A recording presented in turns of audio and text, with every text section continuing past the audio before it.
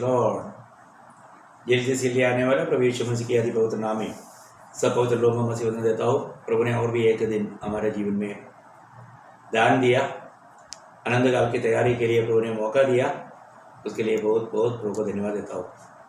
आज हमारा मसीह जीवन का सबसे बड़ा हमारा कार्य प्रभु की तरफ से हमारे लिए किया, ये बात को हमेशा स्मरण रखना। मसीह जीवन कितना धन्य जीवन है। एक ही हम मसीह में, नहीं तो पाव में जीने वाला जिंदगी में कुछ शांति नहीं, कोई आनंद नहीं, कुछ आशा नहीं, है ना। वो लोग इतना दुखी और निराश होता है। परंतु मसीह में जो जीवन है कितना आनंदमय जीवन है। उसके लिए हमने कुछ नहीं किया, सब कुछ प्रभु ने किया। सबसे बड़ी बात मैं आपको बताना चाहता हूँ, जो भी उधार पाया उनको ये जानना चाहिए, इसमें हमारा कोई खूबी नहीं, हमारा कोई भलाई नहीं, हमारा कोई अच्छाई नहीं, है ना। प्रभु का करुणा है। शायद हमने उधार पाने के लिए बहुत चाहत किया होगा, लेकिन चाहत करने के समय में भी नहीं हुआ। हर एक बात का आधार प्रभु की दया है, करुणा है। मैं आपको संदेश में जाने से पहले छोटा सा बात बताना चाहता हूँ।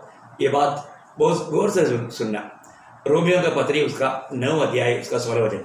रोमियो उसका 9 अध्याय का 16 वचन। यह न तो चाहने वाले की न दौड़ने वाले की, परंतु दया करने वाले परमेश्वर की बात है। देखिए यहाँ पर बोलता है कि अगर कोई कितना भी चाहे तो भी वो कभी भी प्रभु को नहीं पा सकता, आनंद जीवन को हासिल नहीं कर सकता। कितना भी परिश्रम करे, कितना भी प्रयास करे, नहीं हो सकता। ये वचन साफ साफ बोलता है, यह ना तो चाहने वाले की ना दौड़ने वाले की, परंतु दया करने वाला परमेश्वर की बात है। परमेश्वर दया नहीं करेगा तो कभी भी हमारे जीवन में ये स्वर्गीय आनंद, ये स्वर्गीय आशा या ये उद्धार नहीं हो सकता। तो कितना भयंकर बात है ये, हमारे लिए कितना आनंद की बात है। प्रभु ने हमारे लिए कितना बड़ा कार्य किया। वहाँ पर मानव फरो के बारे में ये बात लिखा, उसका 17 वचन भी पढ़ना, 17-18। क्योंकि पवित्र शास्त्र में फिरौन से कहा गया, मैंने तुझे इसलिए खड़ा किया है कि तुझ में अपनी सामर्थ दिखाओ और मेरे नाम का प्रचार सारी पृथ्वी पर हो। इसलिए वह जिस पर चाहता है उस पर दया करता है, और जिसे चाहता है उसे कठोर कर देता है। देखा, अगर प्रभु ने कठोर कर दिया तो प्रियो वो फिर कैसे बचेगा, है ना। आज हम लोग कितना धन्य लोग हैं। प्रभु की दया, प्रभु की करुणा प्रभु ने हम पर उंडेला। प्रभु का महान कृपा हमारे ऊपर आया। मैं आपको बताना चाहता हूँ, हम लोग हमारे प्रभु को बहुत प्रभु से आभारी होना, क्योंकि प्रभु ने महान कार्य किया हमारे लिए। उधार पाया हुआ हर एक लोग बहुत प्रभु को सम्मान करके, प्रभु का आदर करके, प्रभु का भय मान करके प्रभु का महिमा करना जरूरी बात है। क्योंकि शायद हमने प्रभु को नहीं ढूंढा, प्रभु हमको ढूंढ कर आया। हम नहीं चाहा, लेकिन प्रभु ने चाहा। प्रभु ने हमको प्रेम किया, इसलिए हम बच गया। प्रियो, हम प्रभु में आने से पहले का जीवन को आप परख कर देखो। वो जीवन कितना अंधकारमय जीवन था, कितना अशांति में डूबा हुआ अवस्था था, कितना निराशा में डूबा हुआ अवस्था था, है ना। आज प्रभु ने हमें कितना महान कृपा उंडेला, कितना बड़ा आशीर्वाद का अवस्था दिया। मैं आपको बताना चाहता हूँ, अभी इस कोरोना का समय में, लॉकडाउन पीरियड में बहुत लोग बहुत दुखी निराश होकर के आत्महत्याओं का संख्या बढ़ते जा रहा है। बहुत लोग कल के बारे में सोच करके बहुत घबराहट में हैं। मैं आपको बताना चाहता हूँ, प्रभु के लोगों को प्रभु ने ऐसा अनेक प्रतिकूलों से बचा करके स्वर्गीय शांति से भरकर प्रभु हमें जय के उत्सव के साथ ले चलता है। प्रभु ने हमको बचाया, प्रभु की दया हम पर पड़ा। मैं आपको बताना चाहता हूँ, प्रभु अगर नहीं देता ये हम अनुभव नहीं करता। आज कम से कम आज प्रभु का वचन सुनने के लिए प्रभु हमें मौका दिया। कितनी लोगों को वचन सुनने के लिए भी मौका नहीं। प्रभु का कृपा है, प्रभु हमको प्यार करता है, उसका चिन्ह है। मैं आपको बताना चाहता हूँ, प्रभु ना देते हुए कुछ भी नहीं होता, है ना। एक बार यूहन्ना का सुसमाचार उसका 3 अध्याय का 27 वचन में, मतलब यूहन्ना बपतिस्मा देने वाला एक गवाही है क्योंकि यूहन्ना बपतिस्मा देने वाला का चेला लोग उसको आकर के बोला, रबी इसके बारे में तूने गवाही दिया, वो बहुत लोगों को बपतिस्मा दे रहा है। ये बात जब बताया तब यूहन्ना बपतिस्मा देने वाले एक गवाही का शब्द वहां पर हम देखता है, यूहन्ना 3 अध्याय का 27 है। यूहन्ना ने उत्तर दिया, जब तक मनुष्य को स्वर्ग से न दिया जाए तब तक वह कुछ नहीं पा सकता। देखा, ये स्वर्ग से अच्छी बात है। अगर वो मान लो मेरे से बढ़कर के लोगों को बपतिस्मा दे रहा है या प्रभु का महिमा का कार्य कर रहा है, क्योंकि उसको ऊपर से उसको ये आशीष मिला है, ऊपर से उनको ये अधिकार मिला है। सबसे बड़ी बात है प्रियो, ऊपर से अधिकार मिलते बिना कोई भी कुछ नहीं कर सकता। प्रभु का परमिशन मिलना, प्रभु का सहायता मिलना, ये बहुत ही जरूरी बात है। अपने को परखना है, अपने को जानना है, जांचना है। मुझे मेरे जीवन में प्रभु का इतना बड़ा कृपा प्रभु ने मुझको दिया, कितना अच्छी बात है ना। हमारे जीवन में जो भी ये सुंदर अवस्था प्रभु ने दिया प्रभु, उसके लिए अपन बहुत धन्यवाद देना। प्रभु की ओर से सब कुछ है। आपको याद होगा जब पिलातुस के सामने प्रभु यीशु मसीह खड़ा था, तब पिलातुस ने मतलब उसको कई सवाल किया, कई बातें पूछा, लेकिन यीशु मसीह कुछ बोला नहीं। यहूदी लोग उस पर दोष लगा रहा था, ये परमेश्वर का पुत्र है करके अपने आप को परमेश्वर बनाया बोल करके वो लोग दोष लगा रहा था। इसलिए उसको मृत्युदंड देना चाहिए, उसका मांग था। इसलिए पिलातुस आकर के प्रभु के साथ बहुत बात किया, लेकिन वहां पर हम देखता है प्रभु यीशु ने कुछ भी नहीं कहा। जब उसका यूहन्ना 19 अध्याय का 10-11 वचन पढ़ना। यूहन्ना इस पर पिलातुस ने उससे कहा, मुझसे क्यों नहीं बोलता? क्या तू नहीं जानता कि तुझे छोड़ देने का अधिकार मुझे है और तुझे क्रूस पर चढ़ाने का भी मुझे अधिकार है। यीशु ने उत्तर दिया, यदि तुझे ऊपर से न दिया जाता, देखा यदि तुझे ऊपर से नहीं दिया जाता तो तेरा मुझ पर कुछ अधिकार न होता। कितना गहरा बात है ना प्रियो, ऊपर से मिलते बिना किसी को भी कुछ अधिकार नहीं। तो सबसे बड़ी बात है कि ये सारे बातों का कंट्रोल ऊपर से है। प्रभु अपना राज सिंहासन में बैठा है, वहां से हर एक बातों का हुक्म है प्रियो। वो अपना सिंहासन बदला नहीं, तो सबसे बड़ी बात उसका ही राज है। हर एक बातों के ऊपर कंट्रोल उसका हाथ में है। अभी यहाँ पर प्रभु यीशु मसीह को पिलातुस बोलता है, तुझे उस पर चढ़ाने का या छोड़ देने का अधिकार मेरे पास है। देखो है, तब प्रभु यीशु मसीह बहुत प्यार से उसको बोलता है, यदि ऊपर से तुझे नहीं दिया गया तो तुझको मुझ पर कोई अधिकार नहीं। कितना अनोखी बात है। मैं आपको बताना चाहता हूँ प्रियो, आज ऐसा हालत में भी प्रभु हमको संगति दे रहा है। प्रभु का वचन बहुतायत से प्राप्त करने के लिए प्रभु मौका दे रहा है, परंतु बहुत लोग इसका लाभ नहीं उठाता। मैं आपको बताना चाहता हूँ, बहुत नम्र विनती करता हूँ प्रियो, अवसर बहुमूल्य है। अभी इस समय में हमें कैसे कैसे प्रभु के लिए तैयार होना है, प्रभु की आलोचना प्राप्त करने की इच्छा हमको चाहिए प्रियो। मुझे मालूम नहीं था ऐसा एक लॉकडाउन पीरियड आएगा, परंतु मैं प्रचारों में कई बार याद दिलाता था, शायद हमको इस प्रकार संगति करने के लिए रुकावट आएगा। प्रियो, वो बात हो गया, संगति के रुकावट आ गया।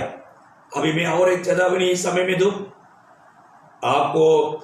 अभी इस प्रकार भी शायद वचन सुनने का भी मौका नष्ट हो सकता है। आप वचन सुनना चाहेंगे पर तो आपको वचन नहीं मिलेगा, अब कहीं भी ढूंढेगा तो नहीं मिलेगा। ऐसा एक अवस्था आएगा, क्योंकि ये वचन में लिखा है। आपने पढ़ा है कि नहीं मुझे नहीं मालूम। देखो मतलब आमोस का किताब, उसके 8 अध्याय 11-12 वचन पढ़ना। आमोस उसका 8 अध्याय का 11-12 प्रभु का वचन में लिखा है। तो कोई भी बात व्यर्थ नहीं जाता प्रियो। आपको जो भी चेतावनी देता है ये वचन की द्वारा दिया जाता है, इसलिए आप इसको हल्का ना जानो। अभी शायद आपको लग रहा होगा चलो संगति नहीं तो यूट्यूब के द्वारा कम से कम या जूम मीटिंग के द्वारा हमको वचन मिल रहा है। प्रियो, मैं आपको प्रभु का प्रेम में याद दिलाता हूँ, ये भी बात शायद बंद हो सकता है, ऐसा संभव आने का संभावना है। ये दिन बहुत खराब होते जा रहा है, बिल्कुल मसीह विरोधी प्रकट होने का समय आ रहा है, लेकिन हमारे जीवन में हमें सावधान रहना। अभी भी अगर हम प्रभु का वचन सुनने का सुंदर अवसरों को नष्ट करता है तो शायद बाद में वो भी अवसर हमेशा के लिए हमें नष्ट हो जाएगा। यहाँ पर आमोस 8 अध्याय 11-12 वचन पढ़ना। परमेश्वर यहोवा की यह वाणी है, देखो ऐसे दिन आते हैं जब मैं इस देश में महंगी करूंगा, उसमें न तो अन्न की भूख और न पानी की प्यास होगी, परंतु यहोवा के वचनों के सुनने ही की भूख प्यास होगी। देखो, यहोवा का वचन को सुनने का भूख और प्यास प्रभु भेजने वाला दिन आ रहा है। बोले का मतलब प्रभु का वचन ढूंढने पर भी नहीं मिलेगा, प्रभु का वचन सुनने की चाहते है लेकिन नहीं मिलेगा, ऐसा एक समय में भेजूंगा। आगे लोग यहोवा के वचन की खोज में समुद्र से समुद्र तक और उत्तर से पूरब तक मारे मारे फिरेंगे, परंतु उसको न पाएंगे। देखा, ये सब वचन प्रयोग ये दुनिया में होने वाला बात है, ऐसा एक समय आ रहा है। तो बहुत बड़ी बात है। आज कितनी लोगों को मतलब प्रभु का वचन के प्रति बहुत भूख प्यास है, परंतु उनको मिलता ही नहीं। अभी से वो संभव शुरू हो गया है। आप देखिए, जो भी आप सोचता होगा आगे आने वाले दिनों में मतलब क्या क्या भयंकर बात होने जा रहा है, ये बात हम नहीं बोल सकता। दुनिया की अवस्था इस तरह बिगड़ते जा रहा है। यीशु मसीह ने याद दिलाया वो शब्द आपको याद होगा, यूहन्ना का सुसमाचार उसका 9 अध्याय का 4 वचन में, प्रयोग ये सब आदि में अंत जानने वाले प्रभु मनुष्य बनकर के लोगों में इस दुनिया में रहने के समय में लोगों को बताया वो बात है। यूहन्ना 9 अध्याय उसका 4 वचन, जिसने मुझे भेजा है हमें उसके काम दिन ही दिन में करना अवश्य है, वह रात आने वाली है जिसमें कोई काम नहीं कर सकता। देखा, वह समय आने वाला है इसमें कोई काम नहीं कर सकता। मैं आपको बताना चाहता हूँ, बोलने के लिए बहुत बातें हैं, मतलब कोई भी काम नहीं कर सकता, ऐसा एक रात आ रहा है, ऐसा एक रात आ रहा है।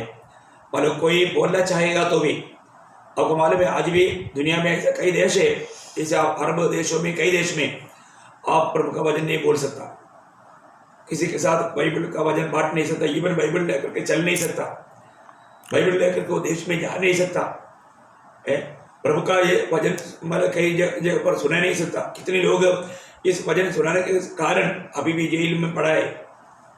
प्रयोग ये काम, ये अंधेरा, ये भयानकता दुनिया भर में बढ़ते जा रहा है। पिछले समय में आपको याद होगा, कुछ साल पहले गुजरात में ऐसा कई जगह पर प्रभु का वचन बोलना बिल्कुल सख्त मना था। मुझे वो बात इतना स्ट्रिक्टली नहीं मालूम था। मैं एक बार वापी में गया, मैं उधर से मतलब एक जगह पर जा रहा था, तो मैं रास्ते में ट्रैक्ट बांट रहा था, सब लोग मुझे ऐसा देख रहा था, मुझे मालूम नहीं था कि वो देश में ऐसा बात है करके। बाद में मुझे मालूम पड़ा। कुछ भी हो, कुछ लोग हैं उनको उनका गुजराती भाषा में उनको वचन बांटने के लिए पूरे मौका दिया। 1-1.5 किलोमीटर मुझे मतलब रिक्शा में जा सकता था, लेकिन मुझे अगुवाई हुआ पैदल चलो, शायद प्रभु किसी को चाहता होगा, किसी के हाथ में वो ट्रैक्टर पहुंचा है, मार्ग में जो भी मिला उनको बांटते गया। जबकि वो उस समय में मुझे साल याद नहीं, लेकिन उस समय में कुछ भयंकर हंगामा हो रहा था मतलब वचन का प्रचार का। तो उस समय के बाद शायद 10-15 से ज़्यादा साल हो गया होगा। तो कुछ भी हो, मैं आपको बताना चाहता हूँ, ये मैंने अनुभव किया उस समय में भी। अभी उधर कैसे मुझे नहीं मालूम, लेकिन कई जगह पर रक्त बांटना, घर घर जाकर के सुसमाचार सुनाना मना है। प्रयोग ये बात बढ़ते जा रहा है, कोई भी काम नहीं कर सकता, ऐसा अंधेरा आ रहा है, अभी हमारे सामने आ भी गया और हम बहुत देशों के बारे में सुनता है। एक बात मैं आपको बताना चाहता हूँ, प्रभु का वचन में जो भी लिखा है सत्य लिखा है। प्रयोग आज जो भी हम आप अभी जो अनुभव कर रहा है, प्रभु का अनुग्रह है, प्रभु की दया है, प्रभु की हमारे ऊपर बड़ी करुणा है। प्रयोग अभी भी हमें प्रभु का सत्य वचन बिना मिलावट का हमें सुनने के अवसर मिलता है। प्रयोग सच्चा दिल से प्रभु का वचन सुनना और प्रभु के लिए एक सच्चा भूख और प्यास के साथ रहना प्रभु के साथ सही नाता जोड़कर जीवन बिताना कितना धन्य अवस्था है, क्योंकि हमें आनंद काल प्रभु के साथ रहना है। अभी यहाँ पर अगर हमें प्रभु के साथ रहना अच्छा नहीं लगता, वो व्यक्ति को आनंद काल भी प्रभु के साथ रहना अच्छा नहीं लगेगा। आपका दिल प्रभु की ओर लेगा रहना प्रिय। ओके, अभी विषय की ओर मैं आना चाहता हूँ। हमने मतलब कल का दिन में भी हमने ये देखा, उद्धार का बारे में हम देखा। उद्धार पाने के बाद में मतलब बहुत लोग उनको पक्का निर्णय नहीं, मेरा उद्धार मेरा हुआ करके।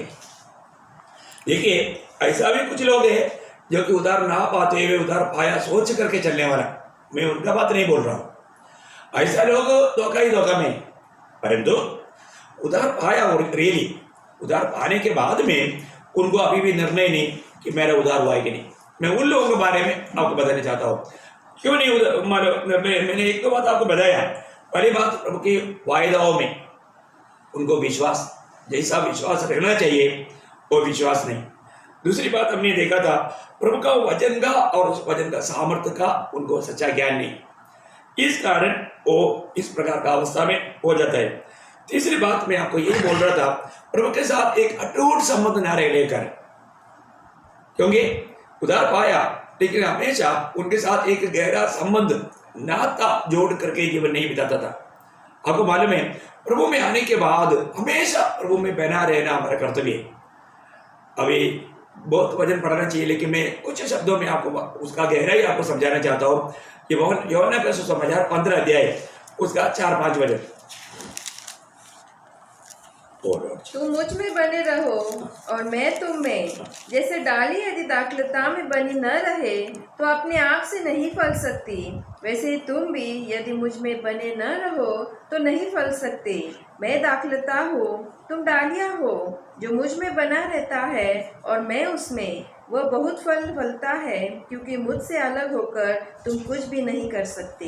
ये भी एक बहुत आपको मालूम है, यीशु मसीह दाखलता और डाली के बारे में दृष्टांत में वो बात विश्वासियों के साथ का प्रभु का संबंध के बारे में बताता है। तो हमें कितना अधिक प्रभु के साथ बना रहना चाहिए। हम प्रभु में बना रहना, प्रभु से वो जीवन रस हमारे अंदर आते रहना, तभी हम एक सच्चा फलदायक जीवन, एक यकीन करके जीवन, एक तो पक्का अनुभव का जीवन बिता पाएगा। आज बहुत लोग प्रभु में आने के बावजूद भी प्रभु के साथ एक अटूट संबंध नहीं।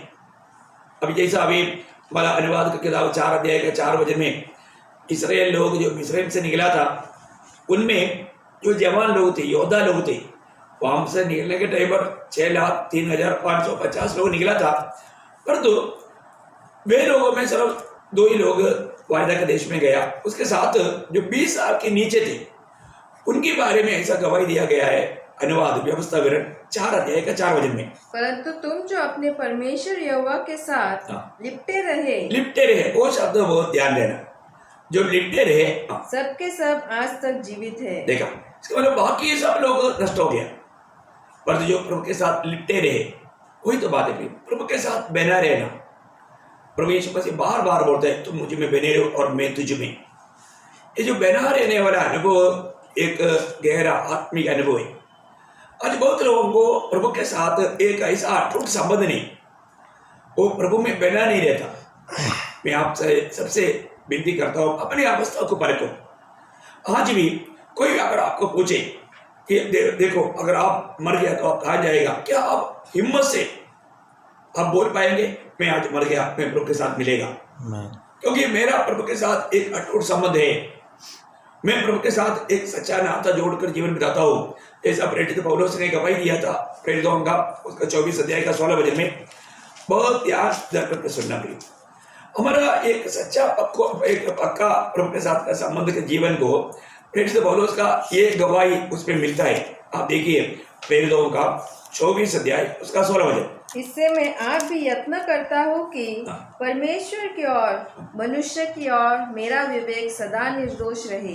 एक ये बात है, जिस व्यक्ति को प्रभु के साथ और अपनी भाई बहनों के साथ जो सच्चा नाता जोड़कर जीवन बिताता है, उनको कभी संदेह नहीं, वो हिम्मत से बोल सकता है। इसलिए पौलुस ने बार बार कहता है फिलिपियों का पत्री उसका 12 अध्याय का 23 वचन, फिलिपियों, क्योंकि हमेशा हम दूसरा कोरिन्थियों 5 का 8 पढ़ता है, तो आज हम फिलिपियों का पत्री उसका मतलब पहला अध्याय का 23 वचन पढ़ेंगे। क्योंकि मैं दोनों के बीच अधर में लटका हूँ, जी तो चाहता है कि कुछ करके मसीह के पास जा रहूं, क्योंकि यह बहुत ही अच्छा है। देखा, बहुत ही अच्छा प्रिय बोले का अर्थ, यदि मेरे जीवन में मुझे आज अगर मरना मृत्यु है, मुझे पक्का मालूम मैं प्रभु के साथ है, बोलने का अर्थ वो है मैं अब भी मर गया तो मैं प्रभु के साथ मिलेगा।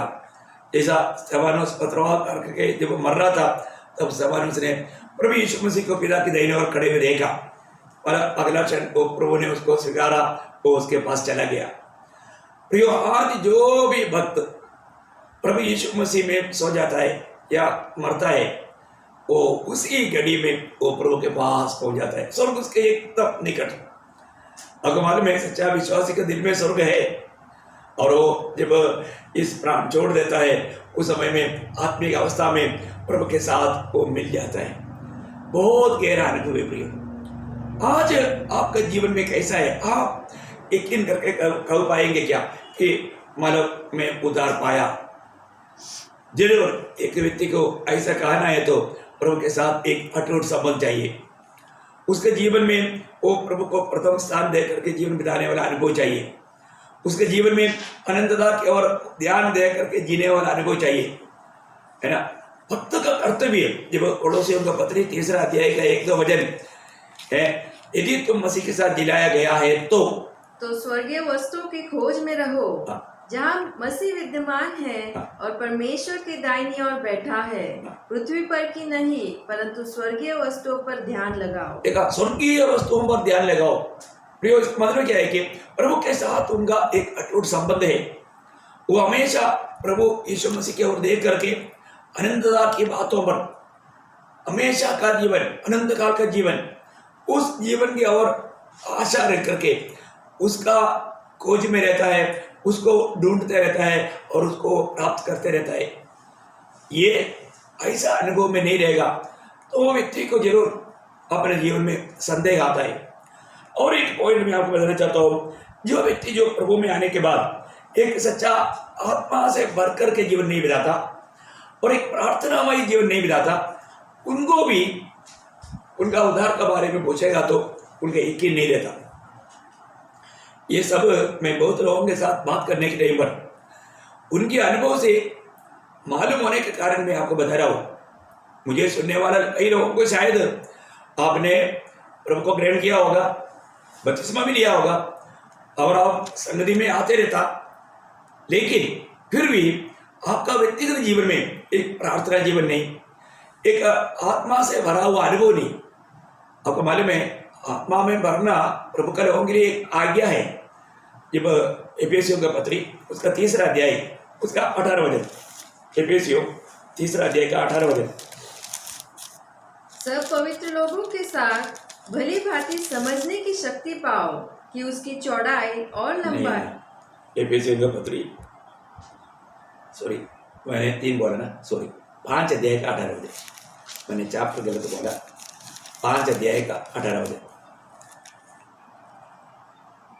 पर आत्मा से परिपूर्ण होते जाओ। बस वो एक आज्ञा है, आत्मा से परिपूर्ण होते जाओ।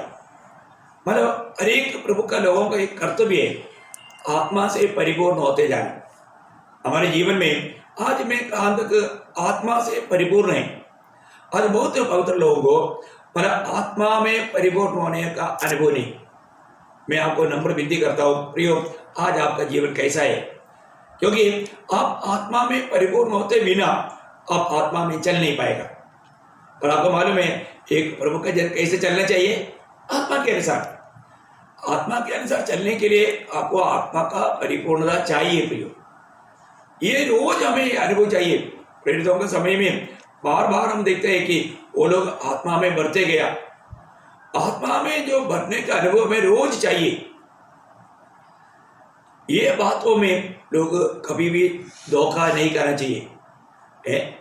आत्मा का बपतिस्मा एक ही बार है। हमारा उद्धार जब हमने जो नया जन्म पाया, वो पाया हुआ व्यक्ति आत्मा में नया जन्म पाया, उनकी आत्मा में प्रभु का आत्मा आया। लेकिन हमारा कर्तव्य क्या है? हमारा कर्तव्य है हमें रोज आत्मा में बढ़ते जाना, क्योंकि रोमियो 8:14 आपको याद है, जितने लोग आत्मा की चलाए चलता है वही परमेश्वर का जन है। प्रभु का जन होकर के वो अनुभव, अभी बहुत लोगों को क्या है, इस प्रकार आत्मा में भरने वाला अनुभव नहीं है तो भी उनका उद्धार का निर्णय से कभी कभी वो लोग वंचित हो जाता है। मैं इस कारण आपको ये विषय को थोड़ा गंभीरता से बताना चाहता हूँ। आज आपको आपका उद्धार हुआ है कि नहीं, आज आप मरेगा तो कहाँ जाएगा, इस बात में यकीन करके कई लोग जो उद्धार पाने के बावजूद भी नहीं बोल पा रहे हैं, उसके लिए मैं आपको ये बात बताना चाहता हूँ। आप अपने जीवन में कई बार लोग कुछ कामों के कारण, कुछ कामों से आत्मा को दुख करता है। आपको मालूम है वही एफेसियों 4:30, एफेसियों 4:31 वचन, परमेश्वर के पवित्र आत्मा को शोकित मत करो। पवित्र आत्मा को शोकित मत करो है। कब शोकित होता है प्रभु की आत्मा?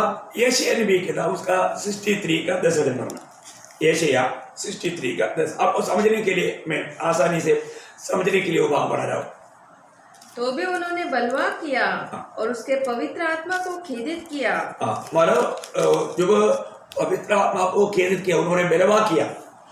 अब देखिए हैं, आप सबको मिल गया होगा ना, यशायाह 63:10। ये लोग परमेश्वर की आत्मा को बलवा किया।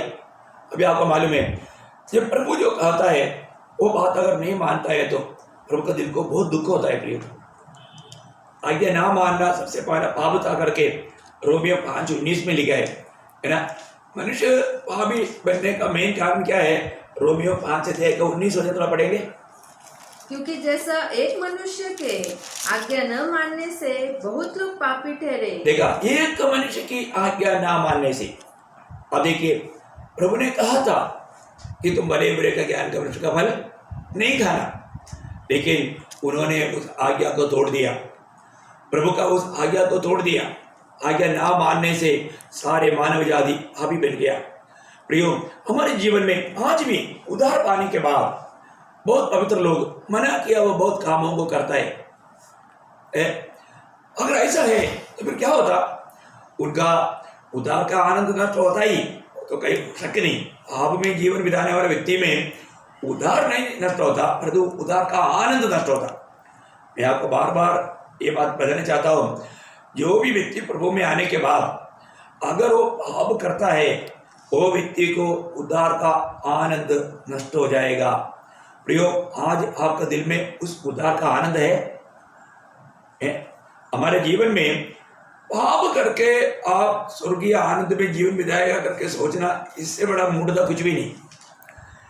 आप ही व्यक्ति को उस उद्धार का आनंद उसके जीवन में नहीं रहेगा जब तक वो पाप कबूल करके प्रभु से मेल नहीं खाता। तब तक उस स्वर्गीय आनंद में, आत्मा का सच्चा आनंद में आप बना नहीं रह पाएगा। आप एक झूठा आनंद आप दिखा पाएगा, परंतु आपका आत्मा का अनुभव नहीं रहेगा, आपको प्रभु के साथ सच्चा नाता नहीं रहेगा। इसलिए हमें ये बात को जानना है कि मैं किसी कारण से मैंने प्रभु के आत्मा को दुख दिया है क्या, शोभित किया है क्या, प्रभु का दिल को दुख देने वाला कोई काम मैंने किया है क्या, यह बात को परखना। क्योंकि कहेंगे आप प्रभु में है तो वो स्वर्गीय आनंद आप में चाहिए, आत्मा का फल उस आनंद आपके अंदर चाहिए, प्रभु ने दिया हुआ वो आनंद आपके जीवन में चाहिए। और तो ये सब नष्ट होकर के जीने वाले बहुत उद्धार पाए हुए लोग हैं, वास्तव में उद्धार पाया, पर तो अभी वो एकदम दुखी है, बहुत निराश है। मैं ऐसा बहुत लोगों को देखा, वो बहुत बार बहुत दुखी निराश दिखता है। क्यों? वो उद्धार पाया है, वो बिल्कुल मानव प्रभु की आत्मा पाया, उनका नाम जीवन का किताब में है, फिर भी वो आनंदित नहीं। प्रियो, ऐसा लोगों को कभी कभी मानव उनका निर्णय में तक बदलाव आता है। मैं इसका नाम कोई बदल रहा हूँ। आज भी हमें परखना है, मैं उद्धार पाया है तो उस उद्धार का पक्का निर्णय मुझ में है क्या, या किसी कारण मैंने कहीं ठोकर खाया क्या, है ना। आत्मा में भरना, साथ ही साथ वहां पर एक बात मैं आपको बताया, प्रार्थना। एक प्रार्थना जीवन होना, अगर मालूम है एक सच्चा आत्मा में भरा हुआ व्यक्ति का जीवन में जरूर प्रार्थना जीवन रहेगा। प्रार्थना का अर्थ अभी अपने को मालूम है, हमें निरंतर प्रार्थना करना चाहिए। एक प्रार्थना जीवन नहीं है तो भी वो कई रीति में मान लो प्रभु से नाता दूर हो सकता है ना। आज बहुत लोग होंगे जिनमें प्रार्थना क्यों नहीं, क्योंकि वो पाप में जीवन बिता रहे हैं। उद्धार पाने के बाद में भी कहीं ना कहीं पाप में जीवन बिताता है। प्रभु ने ना चाहा हुआ मार्ग में वो चलता है, तब उनके जीवन में प्रार्थना जीवन में नहीं होता। और कई बार कई लोग मुझे गवाही दिया, मैं जैसे चाहता है मैं ऐसा प्रार्थना नहीं कर पा रहे। प्रियो, जरूर अपने जीवन में परखना, कहीं ना कहीं आप ठोकर खाया है। एक भक्त के जीवन में वो एक सच्चा भक्ति के जीवन बिताने के लिए एक प्रार्थना जीवन का जरूरत है। प्रियो, प्रार्थना के बिना आप पवित्र जीवन ही नहीं बिता सकता।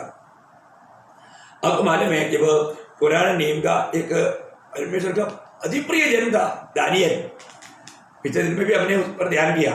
जब दानियल 6:10 में पढ़ता है, जब वहां पर राजा ने ऐसे एक नियम बनाया, ये जानने के बाद मतलब सिर्फ राजा से प्रार्थना करना। एक्चुअली राजा ने नियम नहीं बनाया, बाकी लोग दानियल को फंसाने के लिए ये नियम बनाया। आपको कहानी मालूम है। लेकिन वहां पर आप देखते हैं कि ये जब नियम निकला तभी भी दानियल राजा से प्रार्थना नहीं किया, या राजा के पास जाकर के ऐसे कोई कंप्लेन भी नहीं किया। फिर दानियल ने क्या किया, जब दानियल 6:10, जब दानियल को मालूम हुआ कि उस पत्र पर हस्ताक्षर किया गया है, तब वह अपने घर में गया, जिसकी उपरोटी कोठरी की खिड़कियां यरूशलेम की ओर खुली रहती थी, और अपनी रीति के अनुसार जैसा वह दिन में 3 बार अपने परमेश्वर के सामने घुटने टेक कर प्रार्थना और धन्यवाद करता था, वैसे ही तब भी करता रहा। आप सोचो, कई लोगों का आजकल के जीवन में क्या है, कई विश्वासियों के जीवन में एक खूबी में आप बताओ, उनके जीवन में कोई समस्या आ गया तो प्रार्थना करेगा, समस्या नहीं है तो प्रार्थना नहीं करेगा। ऐसा नहीं भक्त का जीवन भी, एक भक्त का जीवन ऐसा नहीं। सिर्फ एक समस्या आने के टाइम में प्रार्थना करने वाला जीवन एक भक्त का जीवन नहीं। अभी दानियल के जीवन में समस्या आने के समय में दानियल प्रार्थना किया, ऐसा नहीं। दानियल जैसे प्रार्थना करते आया वैसे ही वो प्रार्थना करते रहा। उसने कोई एक्स्ट्रा प्रार्थना में नहीं बैठा, उसका ऐसा जरूरत नहीं, क्योंकि उसका प्रभु के साथ सच्चा नाता था। ये बहुत गौरव की बात है। आज बहुत भक्त लोगों के जीवन में क्या है, कभी भी कोई समस्या आएगा तो प्रार्थना प्रार्थना, बहुत प्रार्थना। मंडली को भी बोलेगा हमारे लिए प्रार्थना करो, सब लोग बहुत प्रार्थना।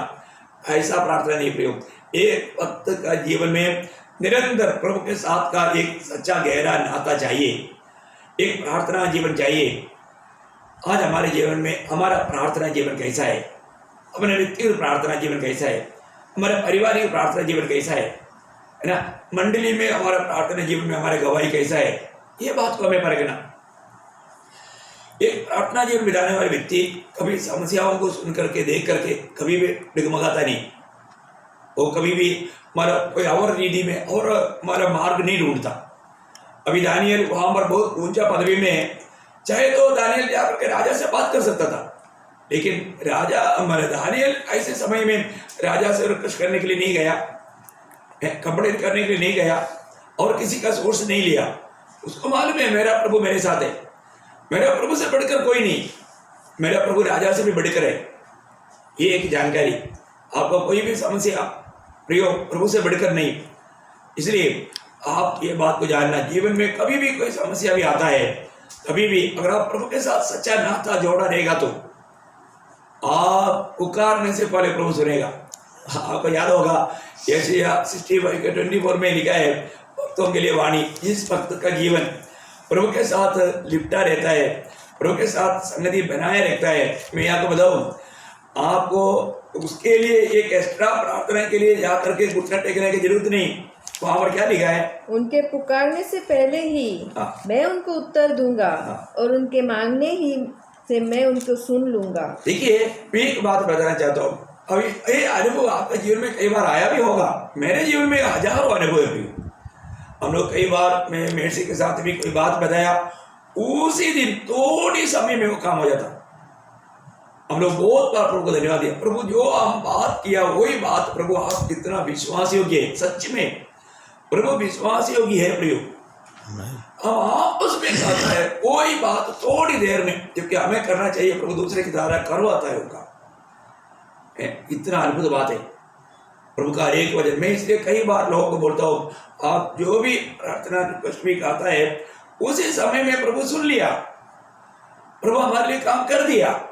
विश्वास करो, आप प्रभु का महिमा को देखेंगे। और मैं अनुभव बहुत लोगों के जीवन में भी देखा, उन्हें जैसे कहा उनके जीवन में ऐसे हो गया। प्रियो, कभी भी, क्योंकि हम आपस में बात करने के टाइम पर ही प्रभु सुनेगा और प्रभु काम करेगा। इतना है कि हम प्रभु का मार्ग में होना चाहिए। अभी आपको मालूम है, कई प्रकार, कई गहरा प्रभु का और भी चक्कर अनुभव करने के लिए प्रभु हमें कभी कभी कुछ दुखदायक अनुभव में भी भेजेगा, परंतु उसमें हमें और भी शांति प्रभु देगा और भी गहरा प्रभु का अनुभव देगा।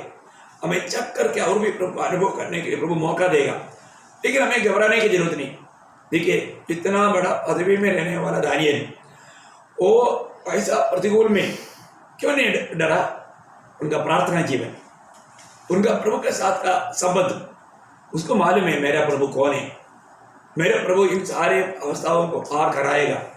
ऐसे एक जीवन था दावीद का जीवन। आपको मालूम है, दावीद राजमहल में रहते हुए राजा होने पर भी दावीद का प्रार्थना जीवन हम पढ़ता है, बहुत बात उनका जीवन में देखने के लिए मिलता है। लेकिन एक वजह मैं पढ़ाना चाहता हूँ, भजन संहिता 55 का 17, Psalms 55:17। सांझ को, भोर को, दोपहर को, तीनों पहर में दोहाई दूंगा और कराता रहूंगा और वो मेरा शब्द सुन लेगा। देखा, दावीद को पक्का है निर्णय प्रियो। लेकिन दावीद 3 बार प्रार्थना करता था। आप सोचिए, मतलब प्रार्थना के लिए विशेष समय अलग करके प्रभु के साथ एक गहरा नाता जोड़ के जीवन बिताने वाला अनुभव। हम जरूर, हमारा कर्तव्य निरंतर प्रार्थना करना है। हमें प्रभु का आज्ञा वही है और वही प्रभु का हमारे बारे में इच्छा है, ये आप जानते हैं।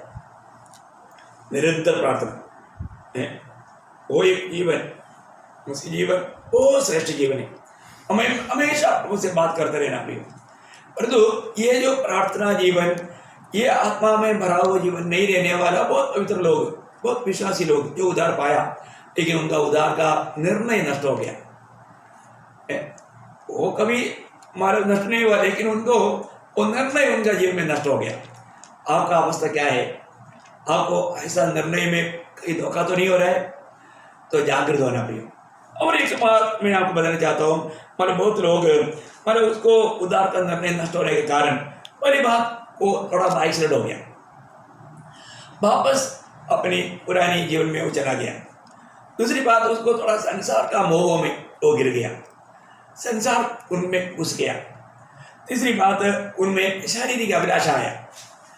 ये 3 प्रकार का, मैं इसको तीनों जोड़ा क्योंकि एक एक करके बहुत समय लगेगा, इसलिए मैं थोड़ा कम शब्द में, जो लोग आत्मीय जीवन में जो पहला उत्साह था वो उत्साह कम हो गया है, नहीं तो उनमें दुनिया का कुछ अभिलाषा वो उनमें घुस गया, नहीं तो मतलब वो लोग शारीरिक कुछ अभिलाषा में डूब गया।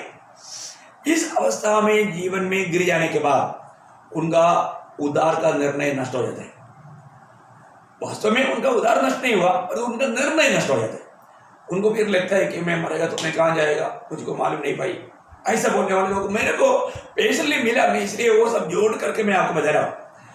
ये मतलब प्रभु के वचन के आधार में आपको याद होगा, मतलब प्रभु यीशु मसीह ने जब सिखाया लूका का सुसमाचार 9 अध्याय उसका 57 से 62, ये एक्चुअली मतलब उद्धार नहीं पाया हुआ लोगों का एक अवस्था है। जब वे मार्ग में जा रहे थे तो किसी ने उससे कहा, जहाँ जहाँ तू जाएगा मैं तेरे पीछे हो लूंगा।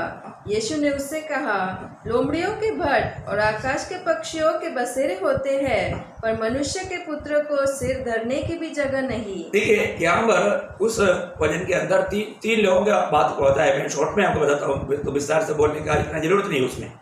यहाँ पर एक व्यक्ति प्रभु के पीछे आना चाहा, तो कहीं भी जाएगा मैं भी तेरे साथ आएगा, वो व्यक्ति ने मतलब गवाही दिया।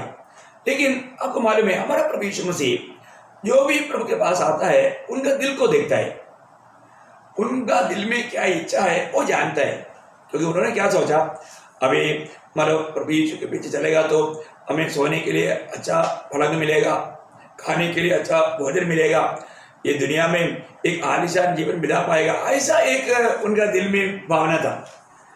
इसलिए उनके दिल की अवस्था देख करके उसका भी पेट वचन वापस एक बार पढ़ना 9 अध्याय का। येशू त्यांना म्हणाला, हाँ, खोकडांना बिळे व आकाशातल्या पाखरांना घरटे आहेत, हाँ। परंतु मनुष्याच्या पुत्राला डोके टेकवायचे ठिकाण नाही. देखा उनका दिल की अवस्था जान करके आप उस भाव को मत छोड़ो।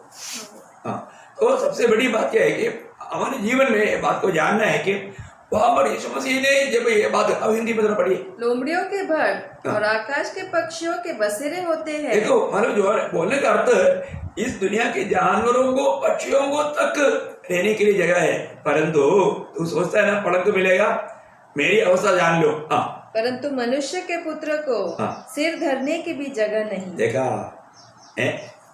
यीशु मसीह प्रियो रात को ओलिव पहाड़ पर जाकर प्रार्थना में समय बिताते थे। बोलने का अर्थ, वो व्यक्ति के जो दिल में जो इच्छा था वो दुनियादारी था। वो सुनने के बाद में फिर वो प्रभु के पीछे नहीं आया। हाँ, अभी 59 वचन पढ़ना। उसने दूसरे से कहा, हाँ, अभी एक व्यक्ति से प्रभु ने कहा, अभी आप देखो, अभी पहला बात एक ने, वहां पर वो शब्द बहुत महत्वपूर्ण है। आप वापस 57 थोड़ा पढ़ना। जब वे मार्ग में जा रहे थे हाँ। तो किसी ने उससे किसी ने, हाँ वो शब्द सुनना, किसी ने, किसी ने। हाँ, अभी यहाँ पर 59 में क्या बोलता है? उसने दूसरे से कहा, दूसरे से, अभी किसी वो बदल गया, अभी दूसरे से कहा, हाँ, मेरे पीछे हो ले। हाँ। उसने कहा, हाँ। हे प्रभु, हाँ। मुझे पहले जाने दे कि अपने पिता को गाड़ दूं। हाँ, देखिए अभी यहाँ पर विषय क्या हो गया आपको मालूम है? मतलब वो व्यक्ति क्या कहना चाहता है, अभी वो पिता मर करके पड़ा नहीं है, वो मरा हुआ नहीं है। अभी प्रभु ने क्या बोला?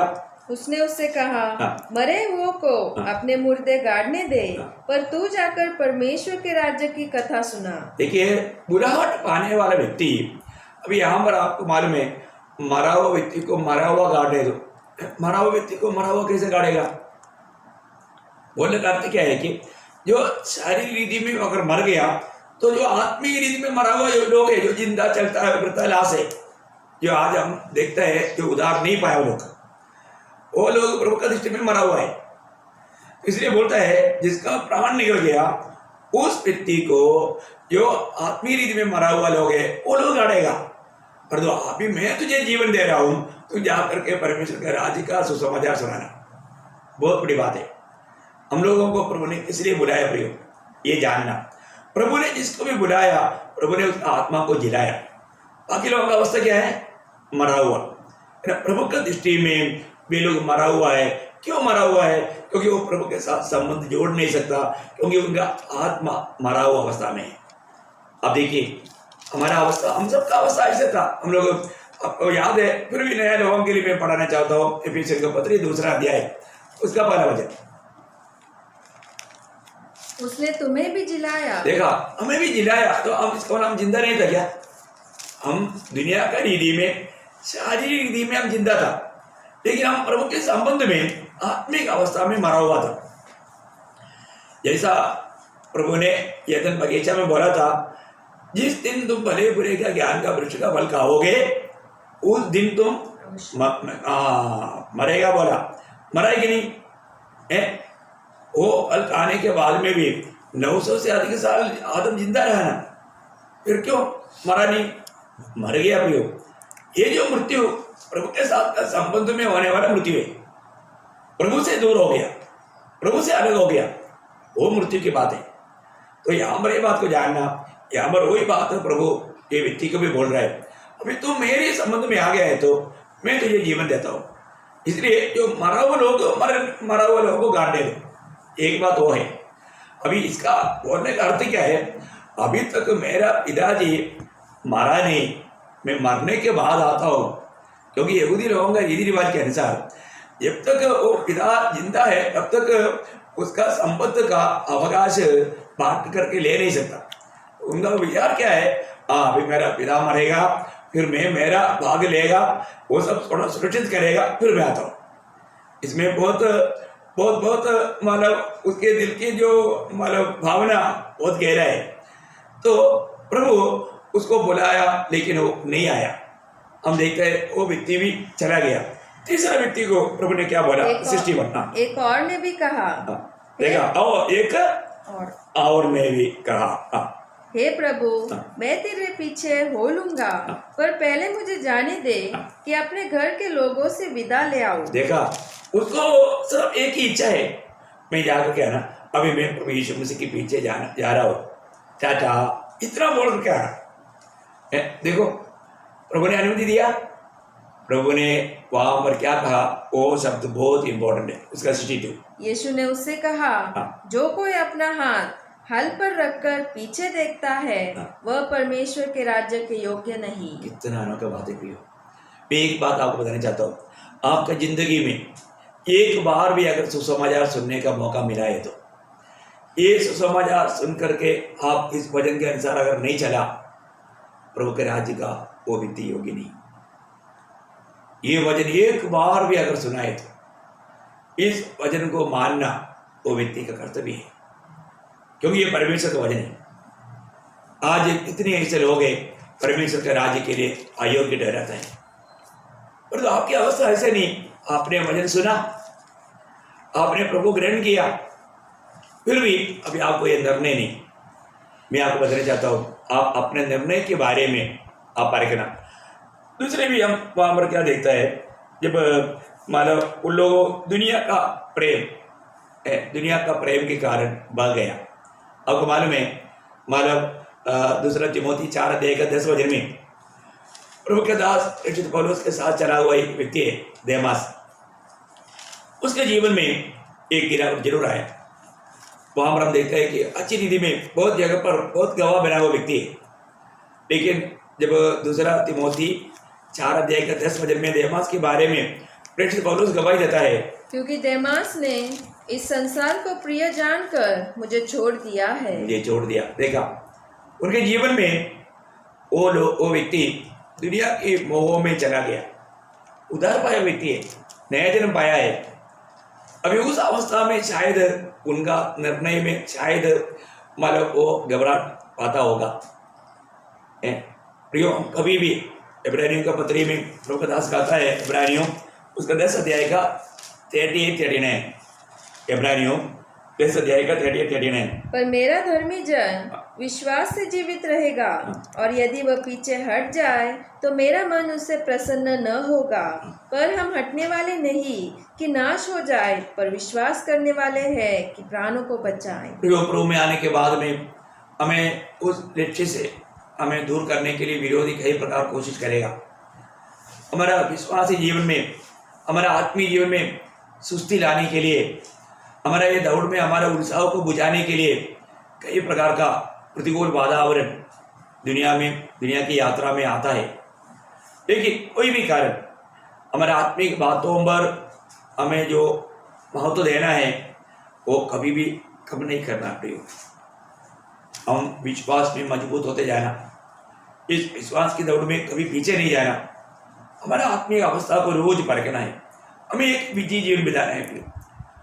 विरोधी का कोई भी बात के कारण हमारा विश्वास की दौड़ में धीमा नहीं होने देना, हमारा उत्साह बढ़ते जाना, एक सच्चा गवाही में आखिरी तक बना रहना, हमें मिला हुआ दौड़ को पूरा करना अपना काम है। नहीं तो इस जीवन में हम बहुत दुखी और निराश होकर के जिस प्रकार के आशा में हमें निद्रा पाना चाहिए वो आशा से वंचित हो सकता है। क्योंकि जब नीति वचन की किताब में भी नीति वचन 15 अध्याय उसका 32 पढ़ना 32। क्योंकि भोले लोगों का भटक जाना उनके घात किए जाने का कारण होगा, और निश्चय रहने का कारण मूढ़ लोग नष्ट होंगे। देखिए, यहाँ पर बोलने का अर्थ क्या है कि कई लोगों के जीवन में वो लोग मतलब धोखा खाने का अर्थ क्या है कि वे लोग पीछे पीछे जाता है। आत्मीय जीवन में हमेशा हमें आगे बढ़ना चाहिए, उस जगह पर वो पीछे पीछे जाता है, उनका दिल उदास और निराश हो जाता है। ये अवस्था उनके जीवन में बहुत आत्मीय जीवन में बहुत गिरावट लाएगा। आज अपना आत्मिक अवस्था क्या है, प्रभु में आया हुआ दिन से बढ़ करके आज हमारा उत्साह बढ़ गया कि नहीं, उस स्वर्गीय दर्शन में बढ़ते जा रहा है कि नहीं, ये हमें जानना चाहिए। हमें मालूम नहीं अभी कितना वक्त मिलेगा, प्रियो अभी थोड़ा ही समय रह गया। मैं आपको बार बार चेतावनी देता हूँ, प्रियो इस पीढ़ी में हमारे प्रभु आएगा और हम रूपांतर होकर उड़ा ले जाने वाला पीढ़ी है, ये पक्की बात है। मुझे अपना एक भाई केरल से एक संदेश भेजा था, वो मतलब हिंदी में है लेकिन आपको मैं सुनाएगा तो बहुत टाइम लगेगा, लेकिन एक्चुअली वो आप लोगों को भी शायद सेंड करने के लिए मतलब मैं इसको बोलेगा तो उसमें डालेगा। हिंदी में आपको सुनने में अच्छा है, लेकिन उसमें बहुत कुछ बात उन्होंने बताया है, वो कुछ न्यूज़ जैसा है मुझे, लेकिन कुछ भी हो मतलब मैं जो विश्वास करता हूँ ये आज का लोगों के लिए जरूरतमंद बात है। ये अपन मतलब उसमें डालने से ठीक रहेगा, मैं आपको डाल दूंगा, लेकिन मैं संक्षिप्त में बोलता हूँ। इसराइल का एक बड़ा रबी ने भी ये गवाही दिया है, आज उनके बीच में जो सबसे बड़ा एक रबी कहा जाता है, आपको उसको संदेश भेज दूंगा। तो उन्होंने भी कहा है कि मतलब ये 2020 में मसीहा आएगा और मैं मसीहा से बात कर चुका हूँ करके उन्होंने गवाही दिया है। अब वो सुनने के टाइम आपको मालूम पड़ेगा, मुझे वो मतलब सुनने के टाइम मैं नहीं बोलता है कि मतलब कौन सा दिन में साल में आएगा, लेकिन मुझे इतना विश्वास पक्का है मतलब बहुत शॉर्टली प्रभु आएगा। मैं बार बार ये बात को आपको बताना चाहता हूँ, और जब सुनने में आया तो मेरा दिल में मुझे और भी मतलब उत्साह बढ़ गया, क्योंकि क्या है कि अपन सोचने से बढ़ करके अभी वो रबी ने मतलब कैसे, अभी वो यहूदी रबी है, परंतु उन्होंने कहा है कि हमारा मसीहा आ रहा है करके, ये साल में आएगा, ऐसे उसमें है। आपको संदेश, आपको मैं वो संदेश पूरा भेज दूंगा, तो हिंदी में। तो मैं आपको धन्यवाद देता हूँ। इतना ही नहीं, मतलब वन वर्ल्ड गवर्नमेंट और ये मतलब कास्टलेस मतलब डिजिटल जो किया जा रहा है, ये सब तेजी से चल रहा है, और उसमें वो अपना क्या बोलता है चिप का कौन है वो वर्ल्ड फेमस एक आदमी है ना, हाँ बिल गेट्स का भी मतलब उसका बारे में भी उसमें लिखा है कि ये सबको लेना ही पड़ेगा, उसका जोर बढ़ रहा है, और एक नया चुनाव जाने का मतलब प्रोग्राम दुनिया भर में बहुत तेजी से चल रहा है, और दुनिया का अवस्था बिल्कुल बिगड़ते जा रहा है। आपको मालूम है आज भारत का अवस्था क्या है, आसाम में इतना मतलब पानी आया, बिहार में इतना ज़्यादा पानी आया, इवन अभी मैंने सुना केरला में भी बहुत ज़्यादा बारिश अभी चल रहा है, कई डैम खोल दिया, बहुत पंगा हो रहा है, और अमेरिका में कई जगह पर मतलब कौन सा हन्ना तूफान, हन्ना ऐसा बहुत भयंकर सब, मतलब ये एक जगह का नहीं पूरा वर्ल्ड भर में उसके साथ भूकंप हो रहा है ना, मतलब हर प्रकार आपको मालूम है एकदम दुनिया उस महाक्लेश, और इवन मतलब कोरोना बढ़ते जा रहा है, वो किसी का कंट्रोल में नहीं, किसी का हाथ में नहीं। तो ये सब बात क्या है हमें बताता है, ये सारे बात धीरे धीरे प्रभु ने जो कहा समय के अनुसार वो आखिरी क्षण की ओर बढ़ रहा है। हम लोग बहुत निकटता में है, इस कारण हमें सावधान रहना। एक और बात मैं आपको यहाँ पर बताना चाहता हूँ, आज हमारा कर्तव्य है, एक हमारा कर्तव्य मैं आपको बताना चाहता हूँ इस विषय में आपका निर्णय पक्का रहने के लिए।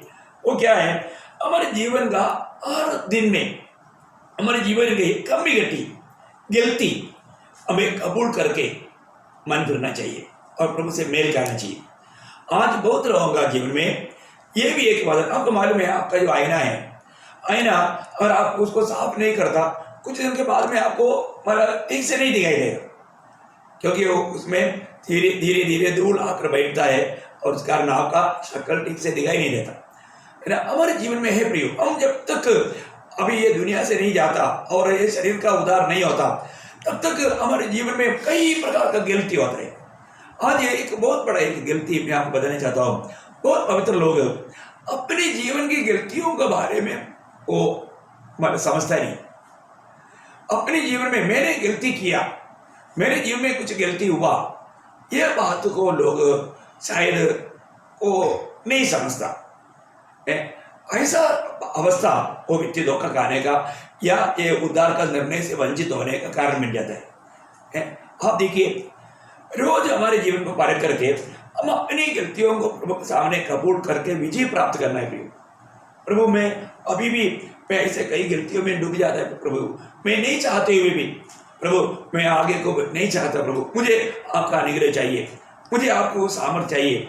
आप प्रभु से विनती करो प्रियो, परंतु आप कबूल कर अपनी। आपको मालूम है जब पहला यूहन्ना उसका पहला अध्याय का 9 वचन पढ़ना, पहला यूहन्ना उसका पहला अध्याय का 9 वचन। यदि हम अपने पापों को मान ले तो वो हमारे पापों को क्षमा करने और हमें सब अधर्म से शुद्ध करने में विश्वास योग्य और धर्मी है। देखिए, सच्चा आत्मिक आनंद में बना रहने के लिए ये अनुभव हर एक पवित्र लोगों को चाहिए भी।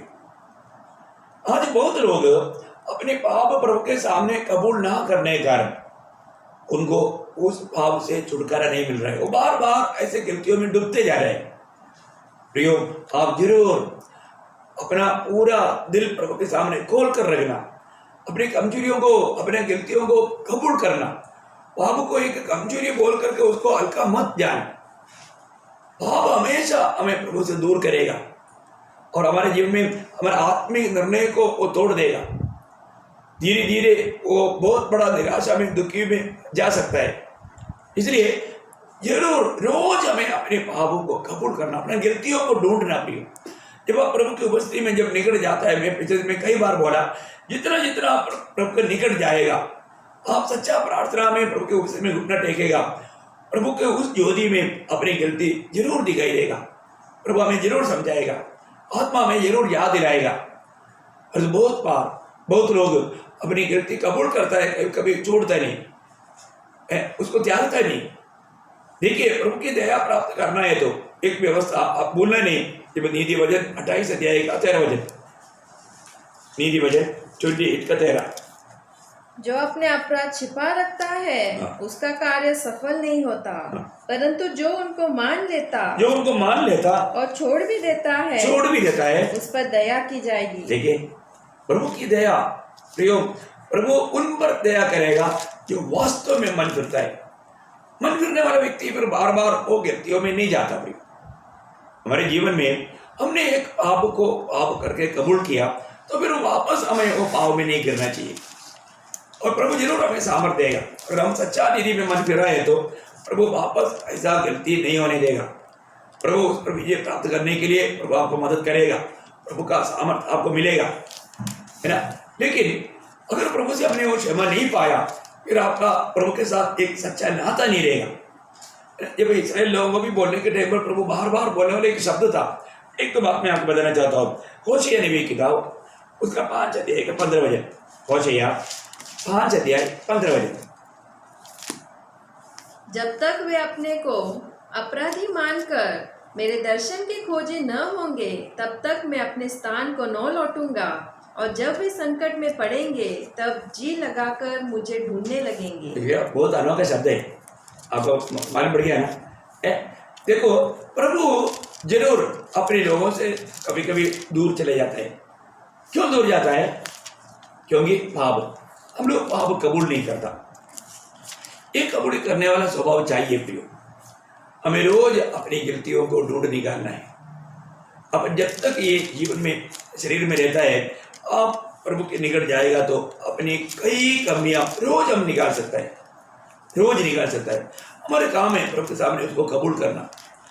कई बार लोग नहीं मानता, धीरे धीरे उनका मन कट होता है, फिर प्रभु ताड़ना भेजता है, क्योंकि प्रभु उसको छोड़ते नहीं, फिर ताड़ना देना पड़ता है प्रभु को। प्रभु ताड़ना देते बिना मन फिरने के लिए प्रभु मौका देता है। तो इसलिए ये मन फिरा जरूरी बात है। एक वचन और मैं पढ़ना चाहता हूँ, लेवी व्यवस्था 5 अध्याय का 5 वचन, लेवी 5 अध्याय का 5 वचन। लॉर्ड जीसस, और जब वह इन बातों में से किसी भी बात में दोषी हो, तब जिस विषय में उसने पाप किया हो वो उसको मान ले। हाँ, देखा, जिस विषय में हमने पाप किया वो उसको मानना। प्रभु ये चाहता है हम प्रभु के सामने वो बात को कबूल करें। ये मेरे से गलती हुआ प्रभु, ये मानना प्रिय। जब भी अगर हम सच्चा दिल से मानने का अर्थ वो पक्का मन पर उसका दिल में है ना। आपको याद होगा दावीद का अनुभव। दावीद एक शब्द बोलता है, जब भजन संहिता 32 अध्याय का 5 वचन, भजन संहिता 32 का 5, जब मैंने अपना पाप तुझ पर प्रकट किया देखा, मैंने अपना पाप तुझ पर प्रकट किया और अपना अधर्म न छिपाया मैंने नहीं छिपाया और कहा हाँ। मैं यहोवा के सामने अपने अपराधों को मान लूंगा, तब तूने मेरे अधर्म और पाप को क्षमा कर दिया। देखा, ये पक्की बात है प्रिय। जब एक व्यक्ति को अपने पाप प्रभु के सामने कबूल करता है, मैं आपको बताना चाहता हूँ, ये अनुभव आपको मिलेगा। आप आत्मा में वो पहले जैसा आनंदित होकर के प्रभु का सेवा कर पाएगा। आप देखिए, शायद आप बहुत दिन से स्ट्रगल कर रहा होगा, अब बहुत दिन से आप पहले जैसा आनंद में प्रभु का सेवा करना चाहने के बावजूद भी नहीं हो रहा होगा। कारण क्या, मैं आपको बताऊं, आपने कहीं ना कहीं पाप छिपाया है, अपने पाप प्रभु के सामने कबूल नहीं किया, अपनी गलतियों को प्रभु के सामने कबूल नहीं किया। पवित्र आत्मा ने कई बार आपको याद दिलाया, तभी भी आप उसको ढक कर रखा। वो कुछ दिन के बाद आप भूल भी जाता होगा, तभी भी प्रभु बार बार ये बात को याद दिलाता है ना। जब एक वचन, कोई भजन संहिता 38 का 18 वचन, भजन संहिता 38 का 18, इसलिए कि मैं तो अपने अधर्म को प्रकट करूंगा और अपने पाप के कारण खेदित रहूंगा। देखा, अपने पाप के कारण खेदित रहूंगा। मुझे बोलेगा तो मैं वास्तव में मैं उस बात प्रभु के सामने कबूल करके मैं उसके बारे में मैं पछताऊंगा, क्योंकि मैंने मेरा इतना प्यारा प्रभु का दिल को दुखाया। ये निर्णय जरूरी बात है। हमें अपने जीवन में अपनी गलतियों को कबूल करना, अपने पापों को कबूल करना। ऐसा भी अवस्था में नहीं रहने के कारण बहुत लोगों को सच्चा उद्धार का आनंद नहीं। एक और शब्द में पढ़ना चाहता हूँ, बहुत है, लेकिन नहम्याह 9 अध्याय का 3 वचन, नहम्याह उसका 9 अध्याय का 3 वचन। तब उन्होंने अपने अपने स्थान पर खड़े होकर दिन के एक पहर तक अपने परमेश्वर यहोवा की व्यवस्था की पुस्तक पढ़ते और एक और पहर अपने पापों को मानते और अपने परमेश्वर यहोवा को दंडवत करते रहे। देखिए, कितना सुंदर बात है ना, कितना सुंदर बात है। उन्होंने जब वचन सुना, जब उनका प्रकाश मिला, तो फिर उन्होंने क्या किया, उन्होंने प्रभु के सामने अपने पापों को कबूल किया। बहुत गहरा शब्द है, वापस पढ़िएगा। तब उन्होंने अपने अपने स्थान पर खड़े होकर दिन के एक पहर तक एक पहर तक अपने परमेश्वर यहोवा की व्यवस्था की पुस्तक पढ़ते। आपको मालूम है, ये जो एक पहर 3 घंटे का है, ये 3 घंटा का मराठी में कुछ लिखा है सर? हाँ, थोड़ा पढ़ना। ते आपल्या जागी उभे राहून दिवसाच्या 1 प्रहर म्हणजे 3 तास, 3 तास मतलब 3 घंटा। आप देखिए, आपको समझने के लिए अभी आसानी हो गया। 3 घंटा प्रभु का वचन सुना, तो फिर उन्होंने ये वचन सुनने के बाद में उनके जीवन में, आपको मालूम है, वचन हमेशा सच्चा प्रभु के लोगों के दिल में काम करता है। आज ये वचन आपके दिल में काम कर रहा है तो सही में मतलब प्रभु का अनुग्रह की दृष्टि आपके ऊपर है। और आपको ये समझ में नहीं आ रहा है, आप ये वचन को सुना पर उसके ऊपर आपका कुछ एक्शन नहीं हो रहा है, आज के दिन में आपको एक ही नंबर विनती करता हूँ, पिछले दिनों से बढ़ करके अभी घर में रह करके ये वचन को बार बार सुनना। वचन आज किन किन बातों के बारे में आपको बताया, वो बात को थोड़ा ध्यान करो। ध्यान करके प्रभु के वचन के द्वारा हमारे आत्मा में, दिल में प्रभु जो प्रकाश दे रहा है, वो सारी गलतियों को कबूल करो। अभी उन्होंने क्या किया, 3 घंटा जब वचन सुना तो 3 घंटा अपने पापों को कबूल किया, ऐसे लिखा। अरे आगे थोड़ा मराठी में पढ़ना। आपला देव परमेश्वर याच्या नियमशास्त्राचा ग्रंथ वाचत राहिले व आणखी एक अग्रह आपली पातके कबूल करत आणि आपला देव परमेश्वर याची उपासना करत राहिले। मतलब वहां पर 3 घंटा उन्होंने मतलब अपना पापों को कबूल किया। आणखी एक प्रहर आपली पातके कबूल करत राहिले। हाँ, देखा, अब देखिए कितना बड़ी बात है, वो हिंदी में पढ़िए। और एक और पहर अपने पापों को मानते और अपने परमेश्वर यहोवा को दंडवत करते। देखा, मतलब प्रभु को सामने पाप कबूल करके प्रभु की आराधना किया, प्रभु की महिमा किया। बहुत बड़ा बात है। आज बहुत बार कितना भी अपन लोगों को उनको मन करने की बात बताने के बावजूद भी, गलतियों के बारे में याद दिलाने के बावजूद भी अपना गलती कभी भी कबूल नहीं करता। प्रियो, आपके जीवन में आज सच्चा उद्धार का आनंद है क्या? उस उद्धार का पक्का निर्णय है क्या? यदि उस निर्णय में कुछ भी गति है तो मैं इसलिए आपको बहुत सरल रूप में आपको बताया, क्योंकि मैं आशा करता हूँ मैं बहुत स्लो में आपको बताया, क्योंकि मैं चाहता हूँ कि आप पक्का उस उद्धार के निर्णय के साथ, उद्धार के आनंद के साथ प्रभु में बना रहकर जल्दी से जल्दी आने वाला प्रभु को स्वीकारने की सच्चा तैयारी में रह पाए, उसमें कोई गति ना हो। आपका जीवन का ऐसा कोई भी मतलब पाप या गिल्टी आपको उस आशा से वंचित ना करे।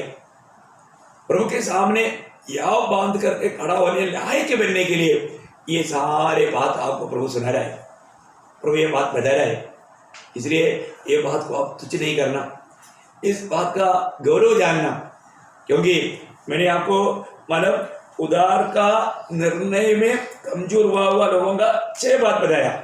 पहली बात, प्रभु के वायदाओं में उनको विश्वास नहीं।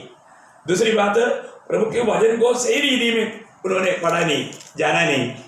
तीसरी बात, प्रभु के साथ एक गहरा नाता, एक अटूट संबंध जोड़कर रहा नहीं।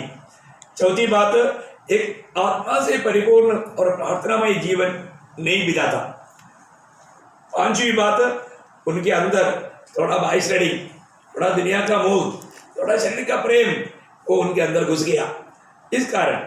और छठवीं बात, उनका हर दिन की जीवन में आने वाला गिल्टी प्रभु के सामने कबूल करके मन करने वाला अनुभव ना होने का कारण।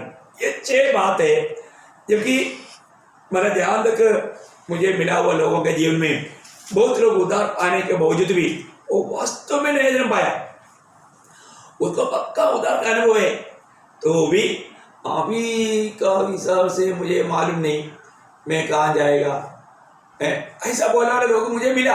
मैं इसलिए आपको बताना चाहता हूँ, आपके जीवन में पक्का ये निर्णय है क्या, या ये निर्णय में इस प्रकार का कोई भी गलती के कारण अगर आपका निर्णय नष्ट हो गया है, तो प्रियो आज के दिन इन सारे बातों से हमें वापस प्रभु के साथ सही नाता जोड़कर जीने का समय है। आपने उद्धार जरूर पाया, परंतु उस उद्धार का सच्चा आनंद अभी नहीं। उस उद्धार पाया हुआ व्यक्ति में जो काम होना चाहिए वो काम आज आप में नहीं हो रहा है, प्रभु आप में प्रसन्न नहीं, ऐसा अवस्था है तो वो हमारे लिए धोखा है, अनंत काल के लिए नुकसान है। ऐसा नुकसान नहीं होने देना। मैं आपको अभी आगे जो एक उद्धार पाया व्यक्ति का वास्तविक स्वभाव कैसे रहेगा वो मैं कल का क्लास में आपको बताऊंगा, ताकि आपको मालूम पड़ेगा सही में आप उस उद्धार पाया हुआ अनुभव में आज तक बना रह पाया है कि नहीं। ये बात आपको कल का क्लास में आपको बताऊंगा। लेकिन नया जन्म ही सबसे बड़ी बात है। इवन इस विषय में भांति में मैं आपको ये पक्का मतलब जानकारी दिलाना चाहता हूँ। आत्मा का उद्धार का विषय का बात कोई पूर्ण करके फिर देही का उद्धार के बात पर जाऊंगा, और वो बहुत और भी बहुत गहरा क्लास है। आपको ये बात आपको अच्छी तरह समझ में आना चाहिए। मैं उसके लिए आपको इन सारी बातों को प्रभु के वचन के द्वारा आपको ये समझाया।